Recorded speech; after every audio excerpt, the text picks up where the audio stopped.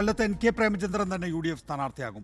ഔദ്യോഗിക പ്രഖ്യാപനം ഇന്ന് വൈകിട്ട് നടക്കും. എൻ.കെ. പ്രേമചന്ദ്രനെതിരായ എൽ.ഡി.എഫിൻ്റെ ആരോപണങ്ങൾ ചീറ്റിപ്പോയെന്ന് ഷിബു ബേബി ജോൺ പറഞ്ഞു. ഒരു എം പി എങ്ങനെ ആയിരിക്കണം എന്നുള്ളതിന് മാതൃകയാണ് എൻ.കെ. പ്രേമചന്ദ്രൻ. അതിനുള്ള അംഗീകാരം ജനം നൽകുമെന്നും ഷിബു ബേബി ജോൺ പറഞ്ഞു. പി ആർ പ്രവീണ വിശദാംശങ്ങളുമായി.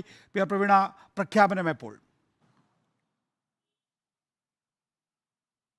ഇന്ന് വൈകുന്നേരം യു.ഡി.എഫ് ഏകോപന സമിതി കഴിഞ്ഞ ശേഷം ഉടൻ തന്നെ പ്രഖ്യാപനം ഉണ്ടാകും. അതൊരു ഔദ്യോഗിക ചടങ്ങ് മാത്രമായിട്ടാണ് കാണുന്നത്. കാരണം ഇതിനോടകം തന്നെ കൊല്ലം പാർലമെന്റ് മണ്ഡലത്തിൽ തെരഞ്ഞെടുപ്പ് കൺവെൻഷനുകളടക്കം സംഘടിപ്പിച്ച് തുടങ്ങിയിട്ടുണ്ട്. പ്രേമചന്ദ്രൻ തന്നെയായിരിക്കും സ്ഥാനാർത്ഥി എന്നുള്ള കാര്യത്തിൽ സംശയമൊന്നും ഇല്ലായിരുന്നു. അതുകൊണ്ട് തന്നെ ഔദ്യോഗിക പ്രഖ്യാപനം നടത്തി മുന്നണിക്കുള്ളിൽ ഒരു ഔദ്യോഗിക പ്രഖ്യാപനം നടത്തുക മാത്രമാണ്. നിലവിൽ അദ്ദേഹത്തിനെതിരെ ആരോപണങ്ങൾ ഉയർന്നിരുന്നു.